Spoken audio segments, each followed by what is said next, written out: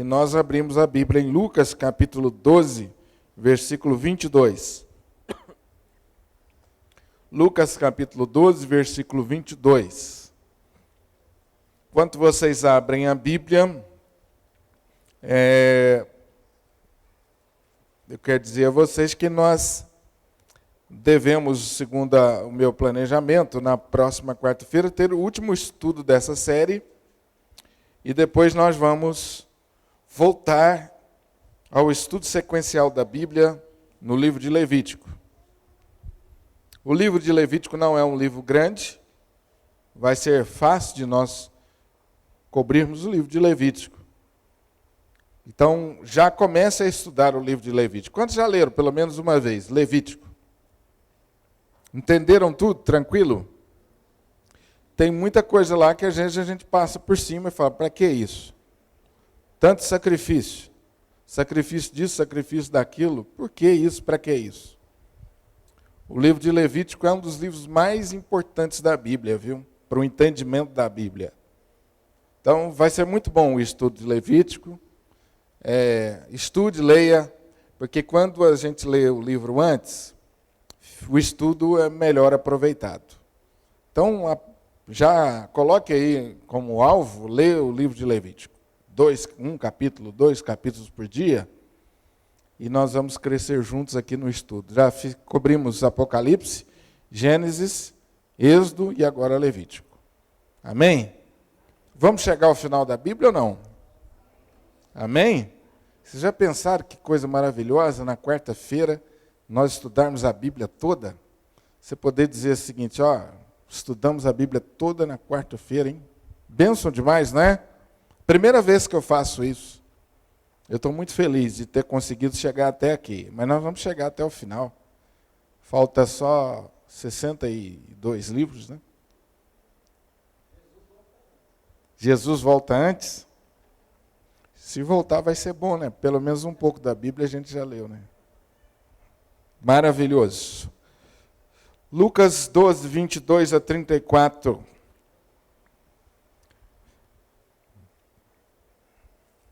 A seguir dirigiu-se Jesus a seus discípulos, dizendo, por isso eu vos advirto, não andeis ansiosos pela vossa vida, quanto ao que haveis de comer, nem pelo vosso corpo, quanto ao que haveis de vestir, porque a vida é mais do que o alimento, e o corpo mais do que as vestes.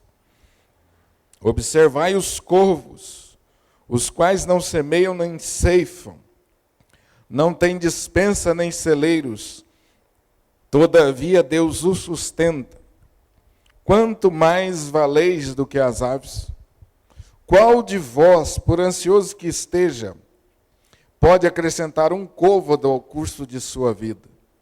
Se, portanto, nada podeis fazer quanto às coisas mínimas, por que andais ansiosos pelas outras?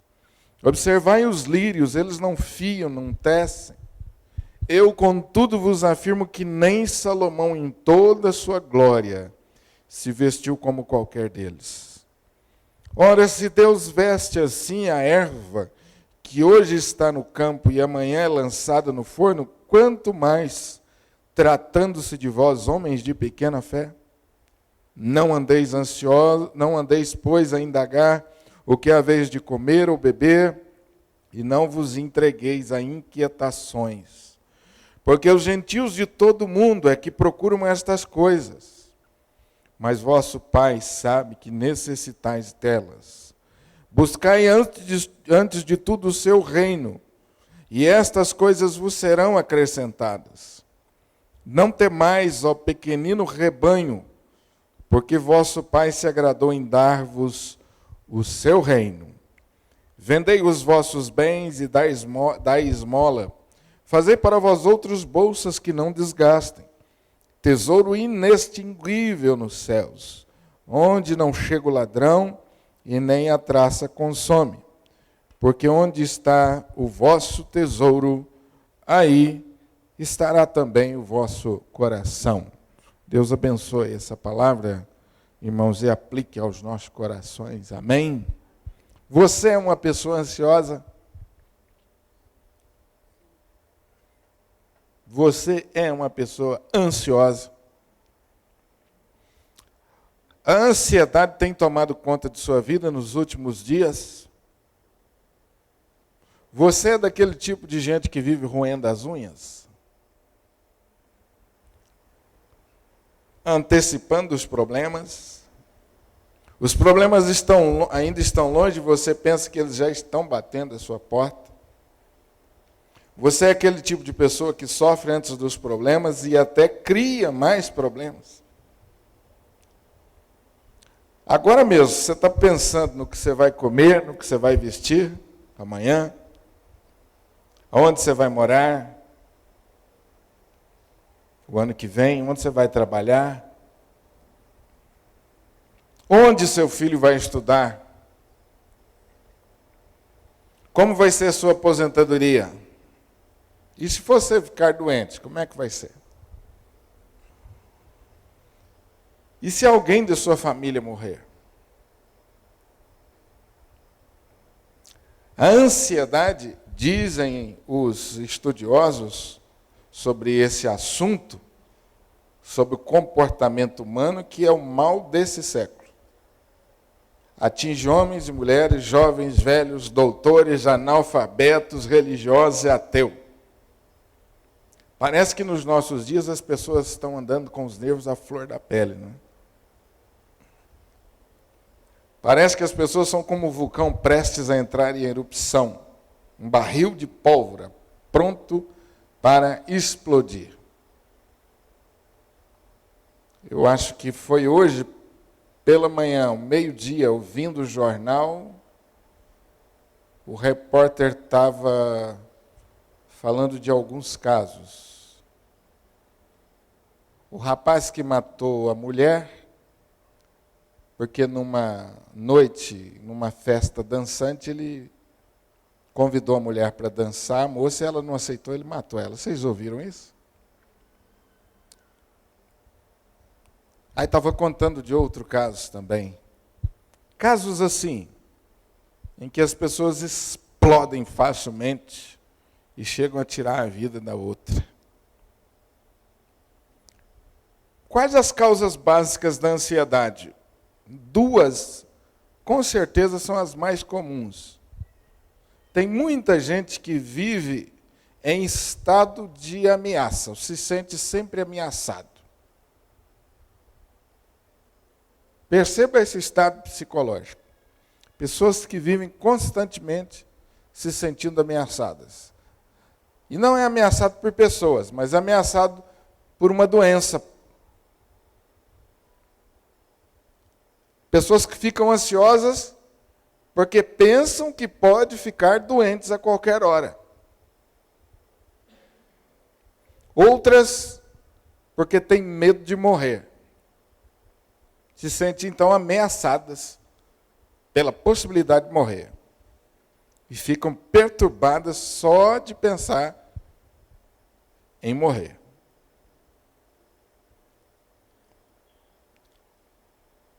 Às vezes a gente encontra pessoas e você conversa com elas e elas, no diálogo, na conversa, elas soltam algumas coisas que você percebe, pessoas muito ansiosas. Como alguém que diz para mim assim, eu morro de medo da minha mãe morrer. Morro de medo de perder a minha mãe. Sua mãe está doente? Não.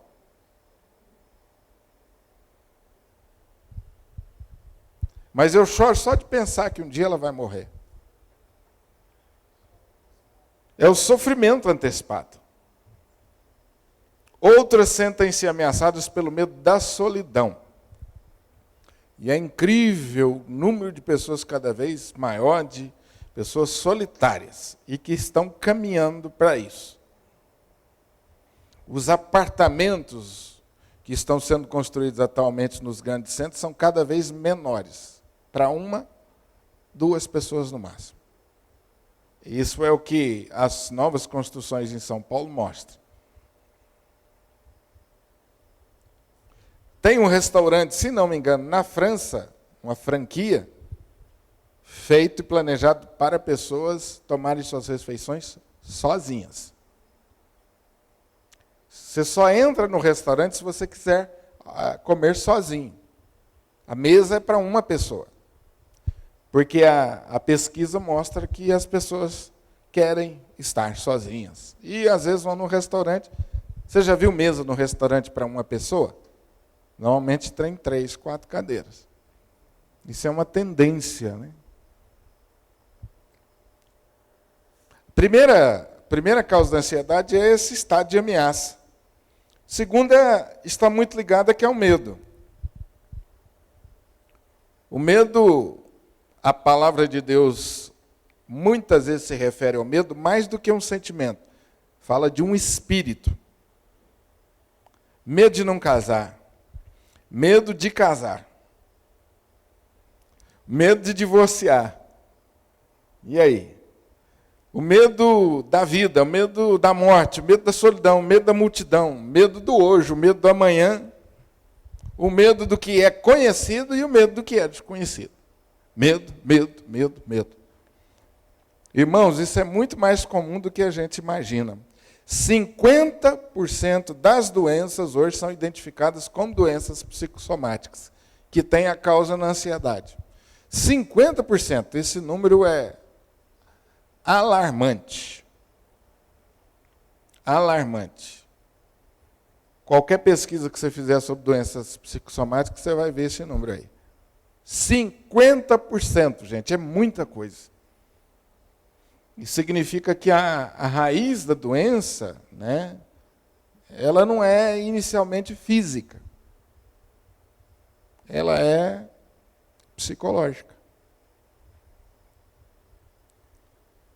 O que não é ansiedade? Quando nós lemos esse texto, você vai perceber algumas exortações de Jesus. E às vezes, por não entender bem o texto, nós cometemos alguns equívocos. O que não é ansiedade? Não é desprezar as necessidades do corpo. Porque no texto, Jesus diz que nós não devemos estar tão ansiosos quanto suprir as necessidades físicas. Então, a gente acaba indo para o extremo.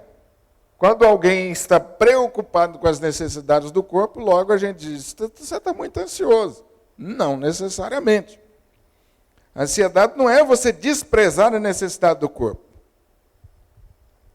Jesus nos ensinou a orar, pão nosso de cada dia nos dá.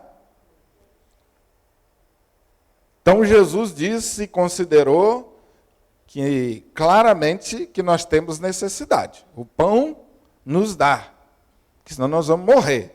Agora nos dá o de hoje. Perceba, então, a visão equilibrada da vida, mas parece que o mundo está adotando um conceito reducionista. Parece que o único bem-estar, ou o bem-estar físico, é o único objetivo da vida. O importante é o pão. Se tem o pão, acabou. O que não é ansiedade? Não é desprezar as necessidades do corpo. Nós temos necessidades e precisam ser devidamente supridas. Não é proibir a previdência quanto ao futuro. Não é proibir a previdência quanto ao futuro. Eu tenho medo de chegar à minha velhice e não ter aposentadoria. Até certo ponto, essa preocupação é muito saudável. Se você não se preocupa absolutamente nada com isso, tem alguma coisa errada. Mas se você preocupa demais com isso, aí eu tenho, pastor, aposentadoria, está tudo certinho, mas eu tenho medo disso não dar certo. Não. Eu tenho medo de eu ficar doente. Tenho medo de eu acabar ficando sozinho. Perceba, precisamos sim ser previdentes quanto ao futuro. Isso é saudável.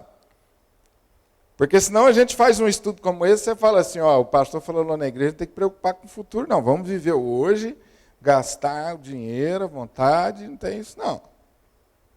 Calma aí.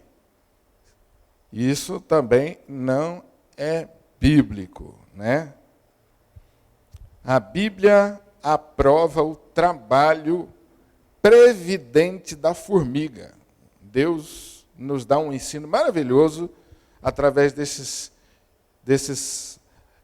animaizinhos pequeninos, como também os pássaros, que fazem provisão para o futuro, construindo ninhos e alimentando os filhotes. Alguns migram para lugares diferentes por causa do clima. O que Jesus proíbe não é a previdência, mas é a preocupação ansiosa. Não andeis ansiosos de coisa alguma. Filipenses capítulo 4, versículos 6 e 7. E Paulo ainda diz, lançai sobre Jesus, sobre ele toda a vossa ansiedade, porque ele é que tem cuidado de vós. O que não é ansiedade? Portanto, não é você desprezar as suas necessidades físicas, materiais, não é você não ser previdente quanto ao futuro, não é você também estar isento de ganhar a própria vida. Não podemos esperar o sustento de Deus assentados de braços cruzados, dizendo preguiçosamente, Deus proverá. Estou desempregado. Fiquei desempregado. Então, agora é descansar no Senhor. Aproveitar para dormir, porque alguém vai bater na minha porta, meu telefone vai tocar, porque Deus proverá. Não, meu filho, distribui os currículos e vai atrás. Bate nas portas, esteja disposto a receber alguns nãos, que isso vai fazer muito bem. Não cruze os braços. Cristo usou o exemplo para nós das aves e das plantas. Ambos trabalham. Os pássaros buscam o alimento que Deus proveu na natureza. E as plantas extraem do solo. E do sol o seu sustento. Interessante isso, né? Jesus disse, olha, não andeis ansiosos, olha para as plantas. Bom, Jesus, qual é a lição das plantas? Elas não fazem nada. Errado. Olha as aves dos céus, elas não fazem nada, Jesus. Não, é errado. Elas trabalham sim. As plantas também. O que não é ansiedade? Não é estar isento de dificuldades. Estar livre de ansiedade e estar livre de dificuldades não é a mesma coisa.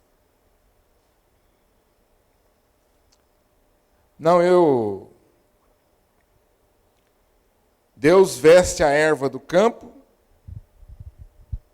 não impede que ela seja cortada e queimada. Embora Deus nos alimente, Ele não nos isenta de aflições e apertos, inclusive financeiros. Ah, não, eu estou passando aperto financeiro, eu sou ansioso. Não, não necessariamente. O aperto financeiro ou problema material tem algumas outras causas, que, aliás, são muito mais possíveis, né? O nosso descontrole, a falta de planejamento, não tem nada a ver com o fato de você ser ansioso. O fato de você estar passando por dificuldade. E, às vezes, é até uma forma de Deus trabalhar muito na nossa vida. Ele permite os apertos. E a gente sabe como que nós aprendemos com isso. A ansiedade é destrutiva. A própria palavra nos ensina sobre isso. O significado básico da palavra ansiedade é rasgar. A palavra no versículo 29, inquietação, não andeis ansiosos, pois a indagar o que haveis de comer ou beber, e não vos entregueis a inquietações. Inquietação significa constante suspense. Essas duas palavras eram usadas para descrever um navio surrado pelos ventos fortes e pelas ondas de uma tempestade. A palavra ansiedade vem de uma velha palavra anglo-saxônica que significa estrangular. Olha que coisa interessante, o estudo da palavra. Ela puxa em direção oposta, gera uma esquizofrenia existencial. Um exemplo de alguém que viveu a vida cristã num ambiente muito difícil foi a escritora Corrie ten Boom. Quem já viu a história de Corrie ten Boom? Já leu? Leiam a história dessa mulher, é fantástica. Ela ficou presa no período do nazismo. Ela ficou presa muito tempo em campo de concentração. E ela escreve muito sobre esse período, sobre a sua vida. E ela diz num dos seus livros que a ansiedade não esvazia o amanhã do seu sofrimento, ela esvazia o hoje do seu poder. Que coisa maravilhosa a palavra dessa mulher.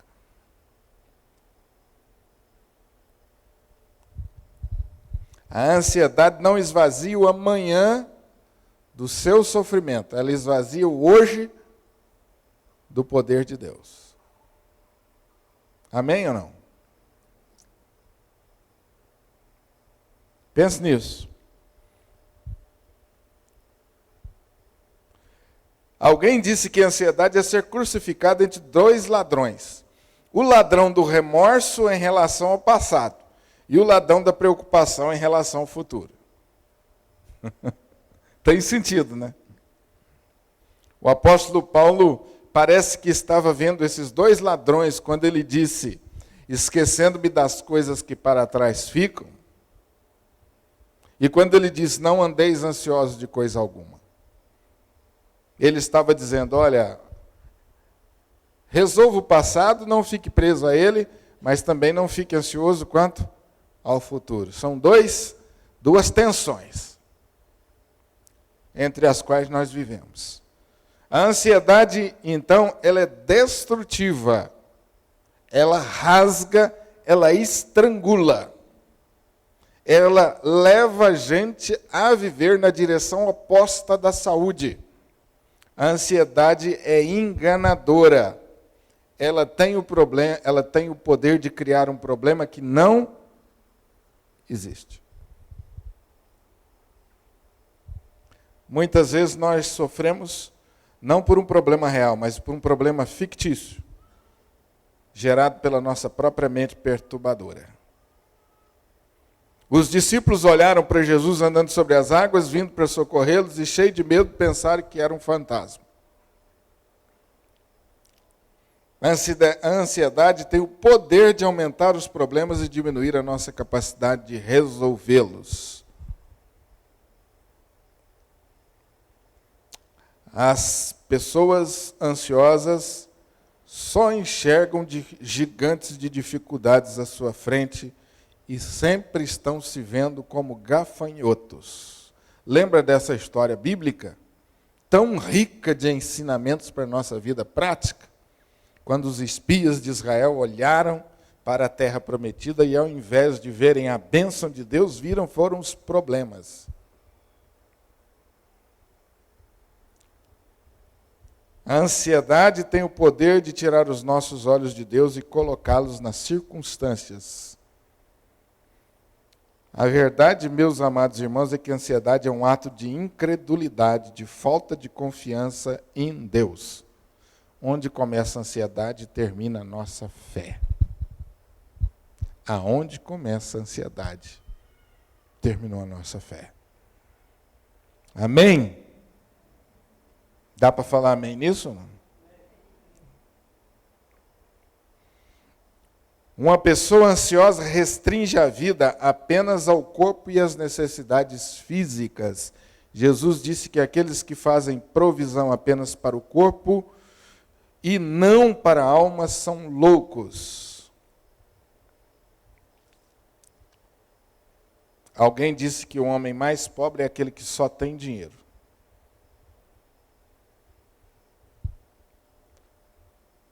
A ansiedade é inútil. Jesus disse no versículo 25, quem é que, por ansioso que esteja, consegue acrescentar um côvado sequer ao curso da sua vida? Quem é que consegue, por ansioso que está, prolongar a vida, dilatar a vida? A preocupação, a ansiedade, segundo Jesus, ao invés de alongar a vida, ela encurta a vida. Ela nos mata pouco a pouco. A ansiedade rouba as nossas forças, os nossos sonhos, mina a nossa saúde, enfraquece a nossa fé e tira a nossa confiança de Deus e empurra a nossa vida para uma vida menos que cristã. Interessante isso. E a ansiedade ainda tem o poder de nos roubar a alegria de hoje. Já viu aquele indivíduo que recebeu a bênção do suprimento da sua necessidade no dia e ele não consegue se alegrar com aquilo, porque ele já está pensando, e amanhã, será que vai ter? O indivíduo que acabou de resolver um problema relacional que havia incomodando há tanto tempo, e ele não sabe se alegrar com aquilo, porque ele já está pensando, será que não vai voltar? Será que amanhã ou depois eu não vou ter o mesmo problema? É melhor eu ficar na minha. Não vou me alegrar muito, não. Então a ansiedade ela tem esse poder de roubar a nossa... Como vencer a ansiedade? Isso é o que mais nos interessa. Versículo 30. Eu preciso acreditar que, de fato, o nosso Pai Celeste conhece todas as nossas necessidades. Versículo 30. Porque os gentios de todo mundo é que procuram essas coisas, mas o vosso Pai Celeste sabe que necessitais de todas elas. Quem é que vive ansioso? Os gentios. É quem não conhece Jesus. Qual é a postura bíblica? Nós precisamos aprender a confiar que Deus conhece as nossas necessidades. Qual é a maior necessidade sua atual? Você está preocupado, até ansioso. Diga agora para você mesmo, Deus conhece a minha necessidade. Você não precisa nem dizer isso para os outros, é para você mesmo. Deus, o Senhor, conhece a minha necessidade. Você está vendo como que esse assunto trabalha a nossa fé na sua base? A gente fala o tempo todo, eu confio em Deus. Nós confiamos, nós cantamos. Nós falamos o tempo todo com muita facilidade. Falamos para as pessoas, confiem em Deus. E é a nossa falta de confiança que está na raiz da ansiedade. É exatamente aí que nós começamos a perder a batalha. Nós vencemos a ansiedade quando nós confiamos em Deus. Não existe, meus queridos irmãos, melhor remédio para a ansiedade do que esse. Deus nos conhece, Ele nos ama, Ele é nosso Pai. Ele sabe do que temos necessidade. Amém? Pastor, eu preciso casar. Estou ansiosa. Já passei de hora. Espera aí.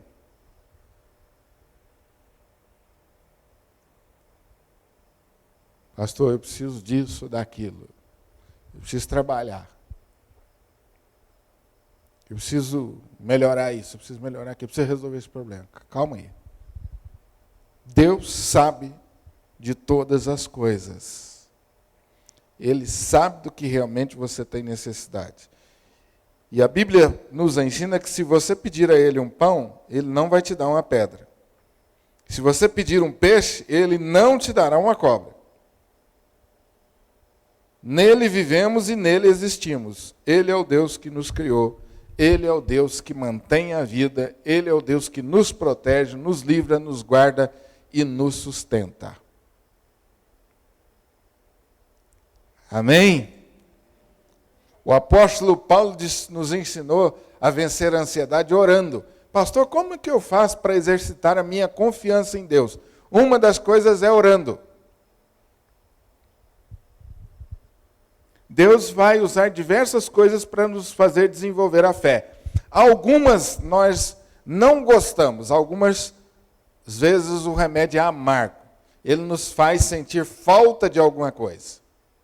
Ele nos permite a crise, em diversos aspectos, para exercitar a nossa fé.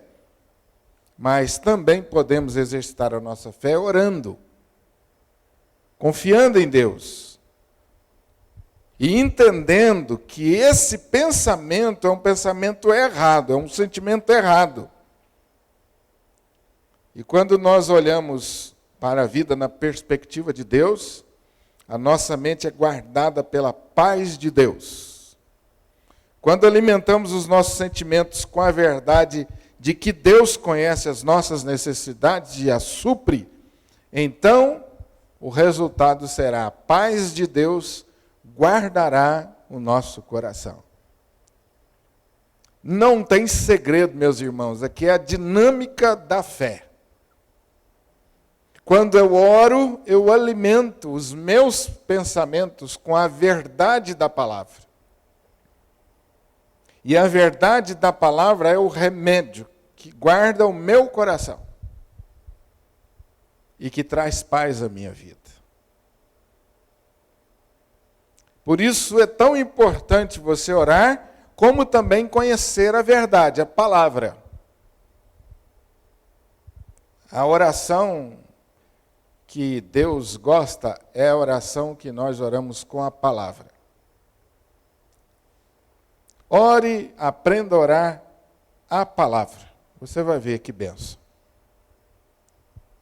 E algumas vezes, queridos, nós começamos a orar e não entendemos muito, e não vivemos muito aquilo que falamos na nossa oração.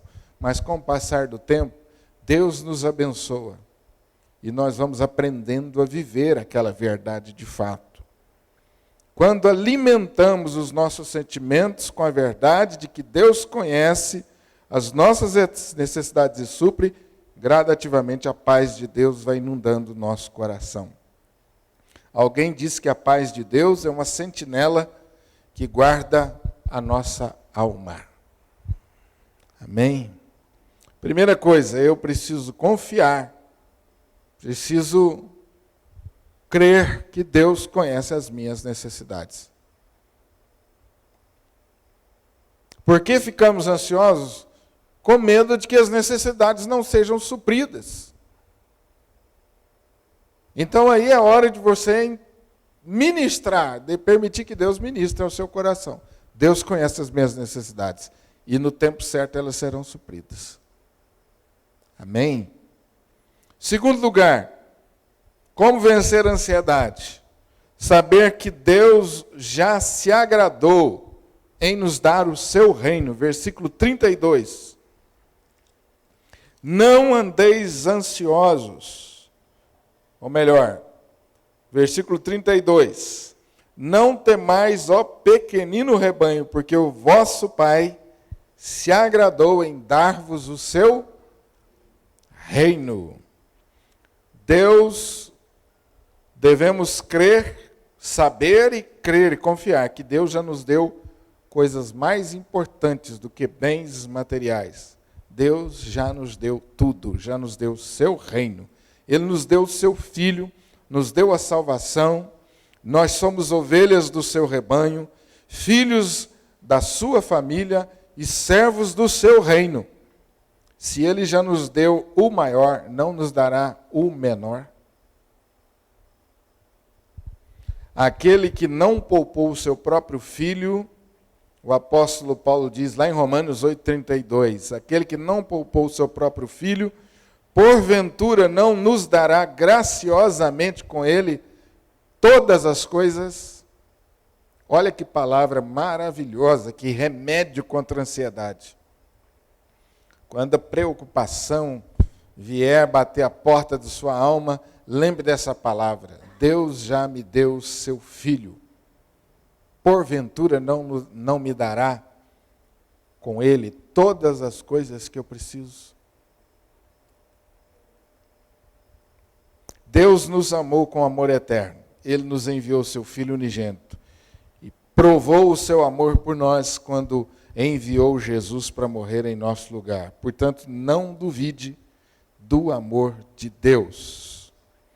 Terceira coisa, saber que quando cuidamos das coisas de Deus, Ele cuida das nossas necessidades. Versículo 31.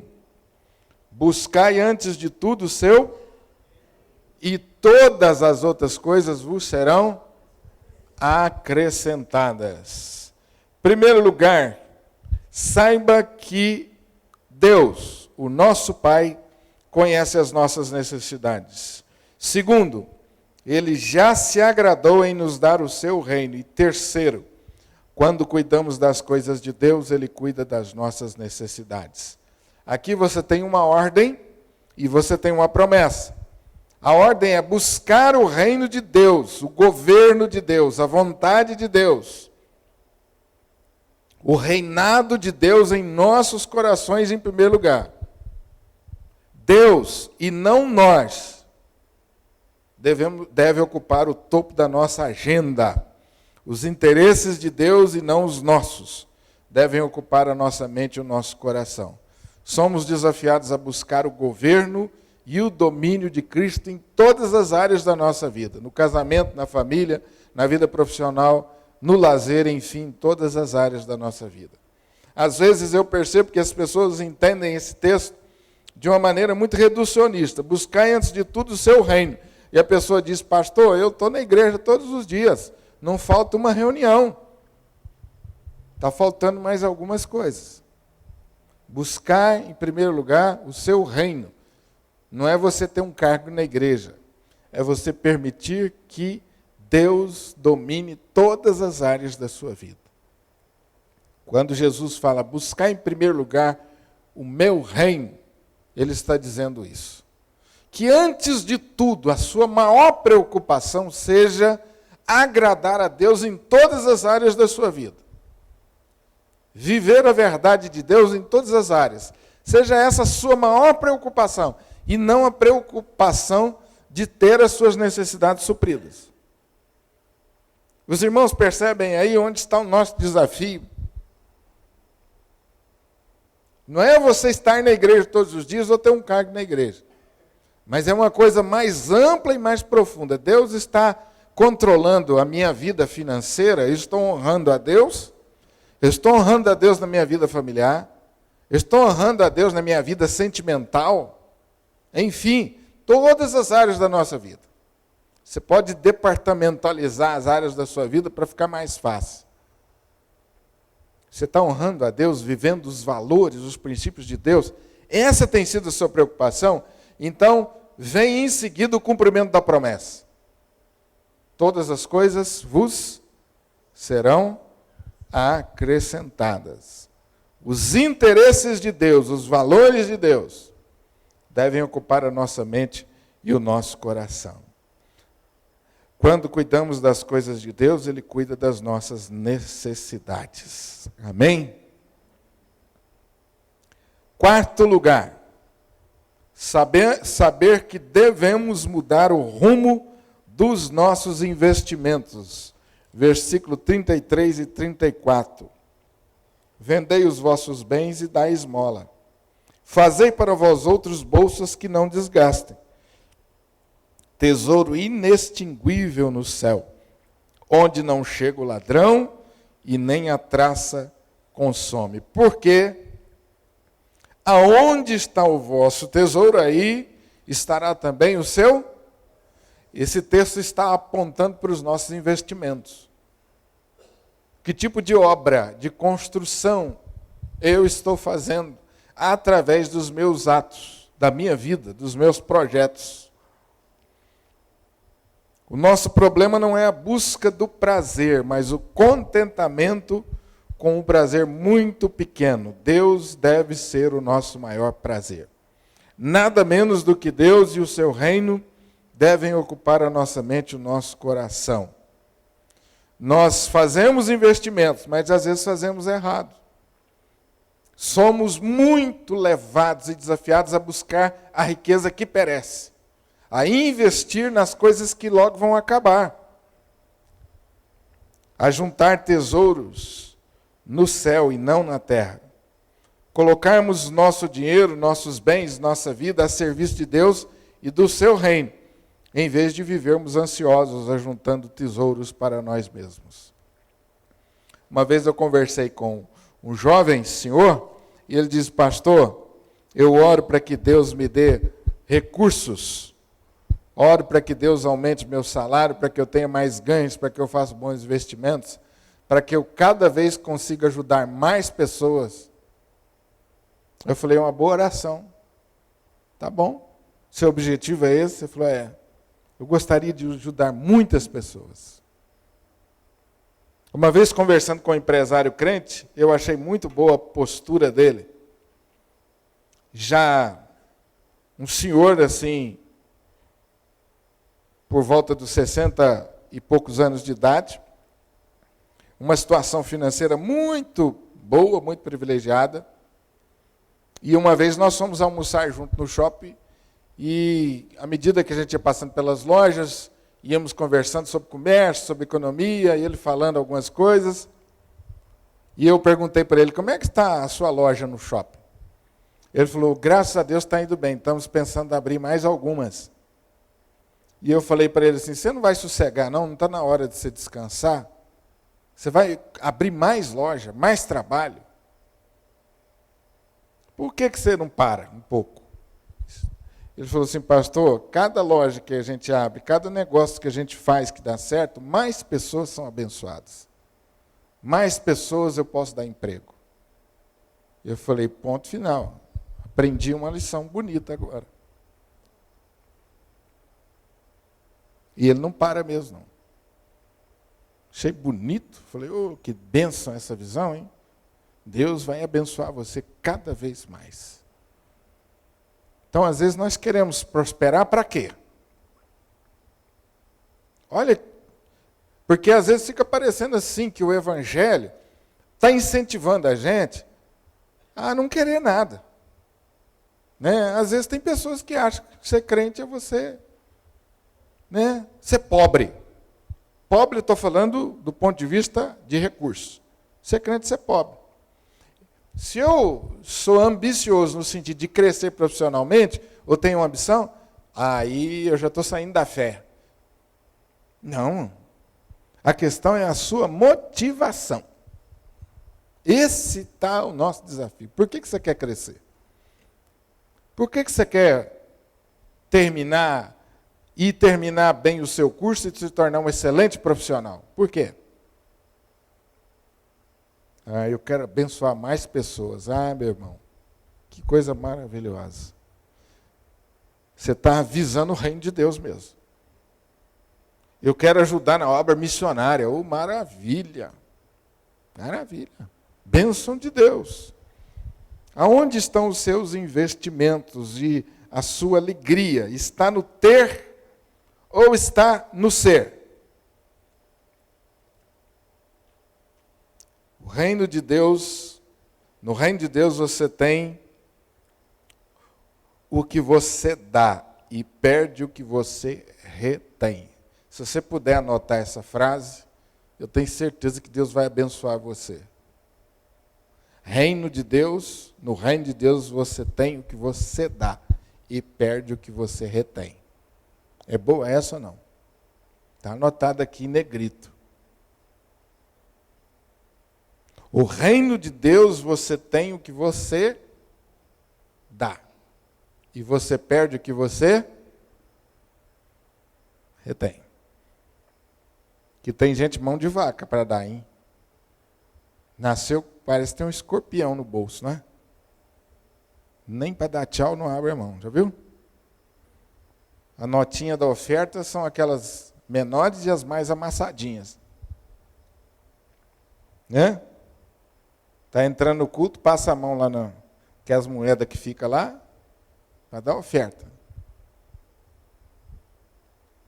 Nessas pequenas coisas a gente percebe onde está a nossa visão e o nosso coração. No reino de Deus você tem o que você dá e perde o que você retém. No reino de Deus há ricos, pobres e pobres ricos. A grande questão é onde está o nosso tesouro. Se estiver nas coisas, então iremos fazer um investimento errado e vivermos ansiosos. Mas se o nosso tesouro estiver no céu, no reino de Deus, então buscaremos esse reino em primeiro lugar e viveremos livres da ansiedade para nos alegrarmos em Deus e nos deleitarmos nele para sempre. Eu vi uma mensagem que falou muito ao meu coração sobre contentamento. Contentamento.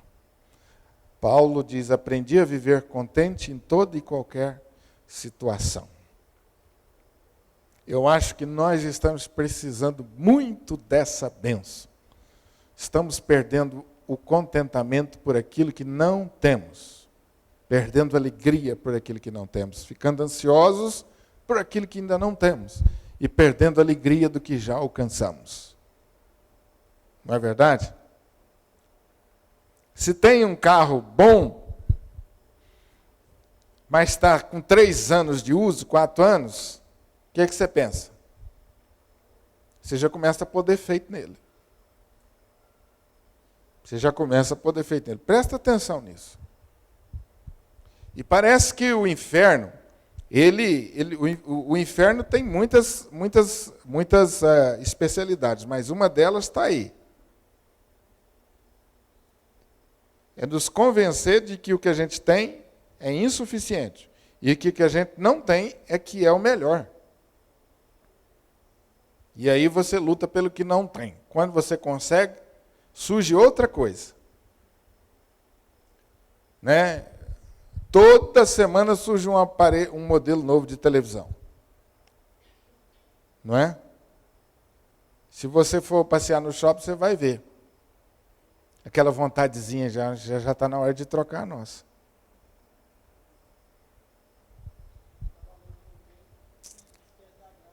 Por isso que eu estou falando, dá valor ao que não tem. Aquela lá é que é boa, hein, meu bem? Olha lá, ó, coisa maravilhosa. Hã?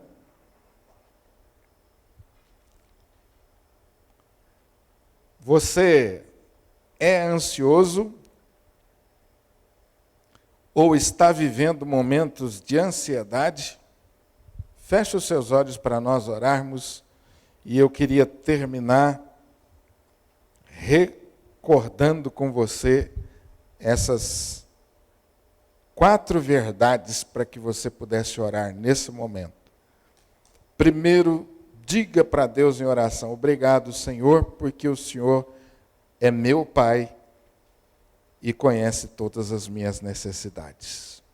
E você podia agora falar de algumas dessas necessidades para Deus e entregá-las nas mãos de Deus. Deus, o Senhor conhece as minhas necessidades. Obrigado por isso. Deus, muito obrigado, porque o Senhor me deu o seu Filho.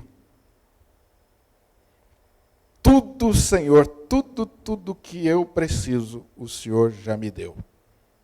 Louvado seja o teu nome.